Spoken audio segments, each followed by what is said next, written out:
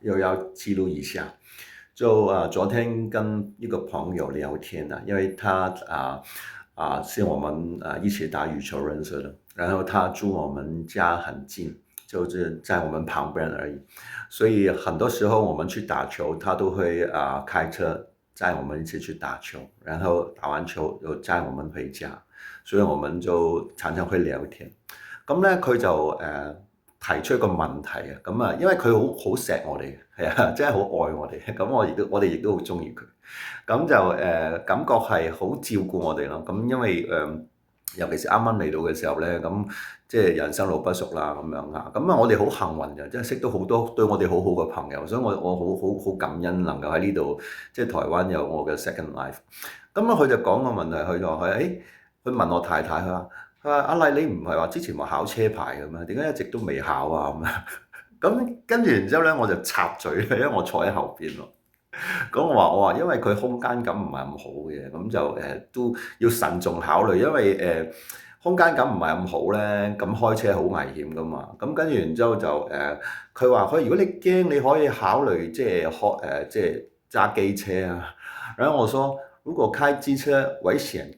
更大。然後我太太就說，對啊，我開機車我會怕受傷所以我會選擇如果真的要考的話，就開車咁樣。跟住我就即刻補多句，我同我朋友幾乎係同一時間出，但係如果開車嘅話，危險嘅就係人哋喎。我哋即係雖然係講笑，但係亦都係講真，因為一個距離感唔係太過好嘅人咧，咁喺度交代少少啦。因為我太太喺火星嗰邊過嚟嘅，咁佢對地球嗰個無論係空間嘅密度啊，同埋係個地引力啦，個磁場各方面都係唔適應啊。雖然已經50歲啦，但係即係50歲咁50年嚟咧，佢都適應唔到。所以空間感係真係比我哋地球人差啲嘅咁樣啦，所以我一嗰陣我聽到佢講話想考車牌咧，其實我心裏邊都驚嘅。咁但係咧就係、因為畢竟佢都係成年人啦，仲係50歲啦，咁佢仲大我2年係咪先？咁我應該係叫佢一聲姐㗎嘛，咁我就唔敢去限制佢自由啦。咁我俾佢盡量選擇。咁但係其實我都會不斷咁樣洗佢腦啦。得閒講一句半句少少啫嚇，我唔係話唔俾你，你可以去，不過危險咯，唔係你撞親人就有人撞親你，咁我會驚咯。咁同埋我其實喺香港好多年前我都下定決心唔考車牌，因為我諗法就係我盡量搭公車，因為香港搭公車好方便嘅，其實因為香港好細。咁好幸運嚟到台中咧，我哋而家亦都係我屋企樓下正前門同後門正就已經有公車站，咁係非常幸運，我去邊度都好方便嚇。咁就尤其是我太太揀咗呢個社區咧，就附近咧係全部係嗰個機能係好好，所以我其實係即係不加外求，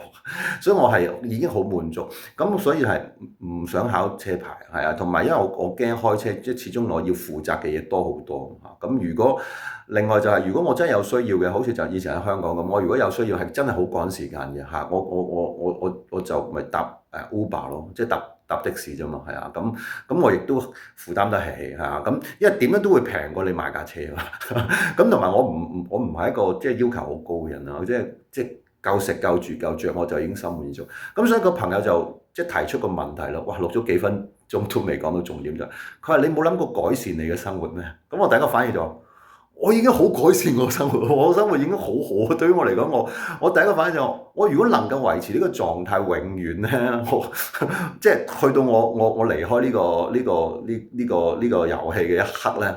我已經心滿意足，因為我嚟到呢間屋啦，我嗰時候啦，我就即係好不容易，其實即係經歷啦，即係呢幾年咁，其實我亦都好幸運嘅，咁樣係咁移民嚟到呢度咁樣嚇，咁啊買到自己個屋，咁啊能夠落地生根。我仲要求啲咩咧？我係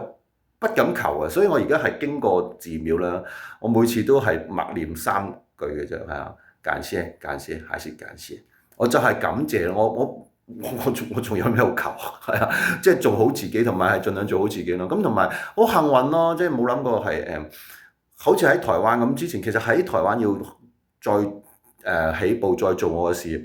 其實好困難嘅，因為係第一我首先我語言不通先，一開始4年前，咁我學語言，然後現在國語就勉強可以，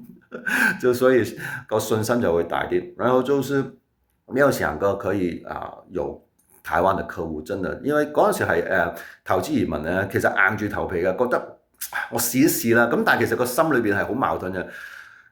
我喺香港做生意，我好清楚做生意唔容易，競爭好大，尤其是喺台灣，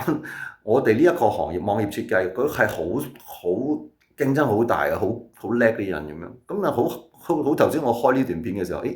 又有個台灣嘅客戶揾我，咁啊查詢要做網頁，我冇諗過係可以咁樣做得到，因為之前試過好多方法，譬如網上賣廣告啊，乜嘢都做過，係啊，咁但係個效果唔係話太過大，咁但係發覺原來真係我學到兩個字啦，喺台灣心耕，好好地做嚇，因為我喺香港以前做嘅又好，一切都嚟得好快嘅。咁當然我都亦有拼搏過，有即係不斷咁去做。咁我第一次叫所謂小成功係我用咗8年時間去磨。咁呢啲唔講太長。我最主要想講就係話我係非常知足嘅，係啊，我覺得而家擁有嘅嘢已經係超出我嘅期望。咁啊，所以好幸運，同埋即係我同另一個朋友傾偈，都係台灣朋友，佢都我有 share 呢個咁睇法俾佢嘅。咁佢話其實佢都有同樣睇法，但係因為嗰位朋友就比我年輕，同埋佢有小朋友嚇，佢就話佢擔心如果太過知足嘅話就冇進步。我話係啊，我即係我呢個我自己諗法咯，係啊，同埋我係尊重每個人嘅決定咯，係啊。咁你係我朋友，我當然你咁講，我係尊重你，咁咪繼續努力咯。但係因為我都就嚟50歲啦，我知道就係努力係需要付出噶嘛，係會攰啊嘛，係啊，係真係好攰。我曾經係即係推到自己個位就係，即係好似破釜沉舟咁樣。你唔努力咧，你就哇咁樣，即係嗰個壓力原來係大到，即係我嗰一刻我知道啊，原來要認命咯。即係我係未去到嗰啲，有啲人係好叻嘅。越強越強，越努力就會越進步，越進步就越好。但係我知道我曾經試過，我知道唔係。原來我努力到某個位咧，我係瞬間即係 collapse 嘅。咁後尾發覺我唔係唔努力，但係我要先揀好方向，同埋我唔係話唔想改善自己生活，因為我已經好滿足，所以我冇乜進步嘅動力。但係我感謝老天爺，但我仍然會繼續做嘅，係啊，我繼續即係或者我會再做多啲唔同嘅嘢咯，即係譬如拍下影片啊，又或者係即係所謂進步係乜嘢咧？其實亦都要探討，所謂改善係咩咧？亦都要探討，係啊，咁啊記錄到呢度啦，係啊，都係嗰句感謝，還是感謝，我愛你們，謝謝。